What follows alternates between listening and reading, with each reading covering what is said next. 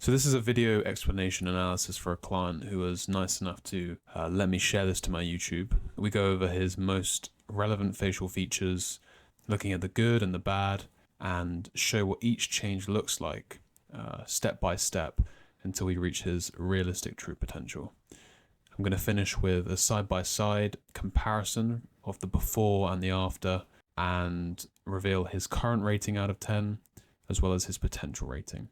If we start with your hair here, in general, your hair isn't very good. So the hairstyle in itself is not great, quite boring, honestly. You see it everywhere. It's not going to make you stand out at all. You'll just blend in. And if we tie this in with the ears, there's another thing that stands out to me.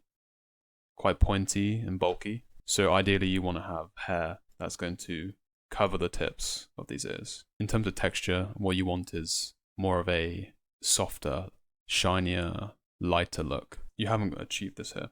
In terms of the tone contrast between your skin and your hair, there's too much of a contrast here. There's a lack of healthy shine, and again, I'll get into how this can be achieved. But yeah, not a lot of individualism here, and I'll show you exactly what you should be doing. And as you can see, we've covered the tips of the ears here, letting the sides of the hair grow. Better shine, the hair looks softer and lighter, and there's a consistency of texture everywhere. You don't have this sort of crispy hair and then the dry frizzy hair, right? You want to keep it all consistent. Huge difference. Next thing I want to talk about is, again, health perception. Now, your skin tone is just too fair. Having a tan is just such a looks max for guys and girls. It makes the whites of your eyes look brighter. If you have light colored eyes, it makes them look lighter as well. Dark eye circles, you don't really have any. You have a little bit of straining going on here. But if you had any skin conditions or acne, which you don't, by the way, your skin is great. A tan just conceals that as well. It's on the same sort of tier as losing body fat. And as I can see, your body fat percentage looks good. You don't really have any facial fat. Very slight bloating. It's minimal. So that's also great. So let's just show you what you look like with higher health signals.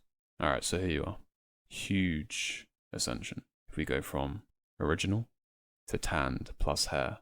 I did remove the mole from your nose, by the way. So a little thing about moles. Moles are fine, like these little moles around the face, excluding this region, are absolutely fine. If you have moles on the nose, around the lips, sort of just like a one right here, or on the chin, sort of thing, it's unappealing. It's not like disgusting. I'm not trying to bring you down, but I'm just going to be honest, as I always am. Moles in general aren't great. However, small moles like these actually are good, in my opinion, because they add individualism in terms of what you can do to achieve this so far. So, growing out the hair, allowing some on the sides to grow. It looks about an inch, maybe an inch and a half. Make sure you have some hair over the ears here.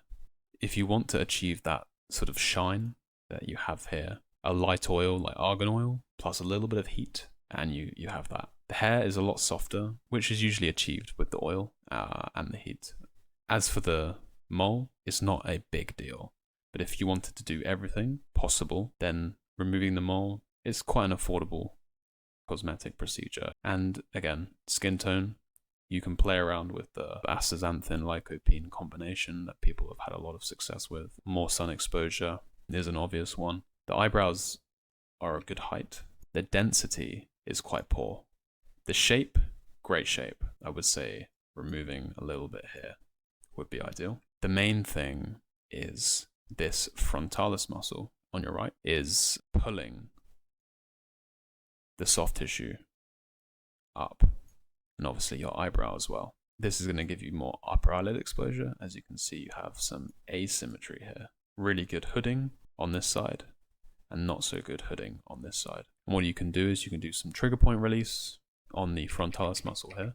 The trigger point for the frontalis muscle It's just above the eyebrow. So applying some pressure, you can do some self-massage on that. The main thing is just avoiding raising your eyebrows. So the frontalis muscle raises the eyebrows. So the more you raise your eyebrows, the more you're going to be activating this muscle, and tension and tightness will increase over time, and it can cause this asymmetry, as you're seeing here. On top of this, what you want to be doing is activating the orbicularis oculi muscle, specifically on this side, but bilaterally, so on both sides. So what you can do is you can pull the skin with your hand this way, right? And then you want to be doing forceful blinks. And what happens is there's a resistance that forms. All the muscle fibers of the orbicularis oculi get activated and used. And this brings me on to my next point. Your lower eyelids seem to be quite deactivated and droopy. This makes your eye height to width ratio unideal. The eye shape itself is okay. We have a oval shape, which is ideal, but obviously, as we mentioned, the lower eyelid is a little bit droopy, so it throws it off. All right, so if we have a look at the change of the eyebrows and how that impacts the face, huge difference. What you're going to want to do is a growth serum or a minoxidil with dermaroller, and this will take some time, typically 6 to 9 months. What you want to do as well is use a dye to tint the eyebrows darker to match the tone of the hair, or at least a couple shades lighter than the tone of the hair. All right, so the next one's a big one. So this is the lower region that we're going to look at now. So if we look at your jaw, it's quite narrow, and there's a lack of facial definition, which is a big reason why your dimorphism is quite low. There is some asymmetry as well from the right to the left, and the neck as well is quite thin for your face. As for your chin shape, it is quite rounded there, but in general, definitely got good width. All right, so let's show you exactly what this improved region will look like for you. Huge difference. Yeah, tough foods and consistent gum chewing. Chew multiple pieces a day until you're feeling that fatigue. You can also use a jaw trainer if you want. I would advise against the sort of mastic gum, phalum gum route. Definitely not worth having a clicky, painful jaw. As for your neck, you want to be doing neck curls, neck extensions, and lateral flexion under resistance. So start body weight and add about 5 pounds when you feel comfortable to go up, and do in the rep range of about 20 to 30. This is an insanely effective way to increase the neck circumference. So if we have a look at your mid-face ratio from eye to eye, there's a little bit too much height here for the width. And what this means is that your mid-face ratio is not very compact. And the same applies for your facial height to width ratio, which is about 1.8, which is good, but it could be better. Your facial thirds actually look very good. Yeah, I mean, they're very well balanced. So the next change that we're going to make is going to be to do with this asymmetry and the mouth region. So if we look at the mouth region, there is a clear thinness to your upper lip. Lower lip, great. Upper lip, not so good. If you were to send an upside profile, I would imagine that this lower lip would be protruding much more than the upper lip, and the upper lip would almost look non-existent from a side profile view. So increasing this slightly to improve this proportion from the upper lip to the lower lip is crucial. This is also going to make your mid-face ratio much more compact, and also your facial height to width ratio, as well as your chin to philtrum ratio. So this is the after for miscellaneous. So as you can see, upper lip sorted before, after.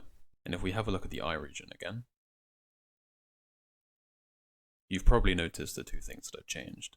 We have improved the tightness of the lower eyelids and removed the asymmetry on this side. But for achieving this upper lip, I would definitely not recommend going over 0.3 milliliters of filler. Yeah, definitely not good. The more subtle, the better. So let's have a comparison from the before and after. Before, after. Okay, let's have a look at the rating. So 5.6 out of 10, that puts you in the low to mid tier pale bracket. So you're after high to god tier appeal. So a very highly attractive face. So you have really, really good potential.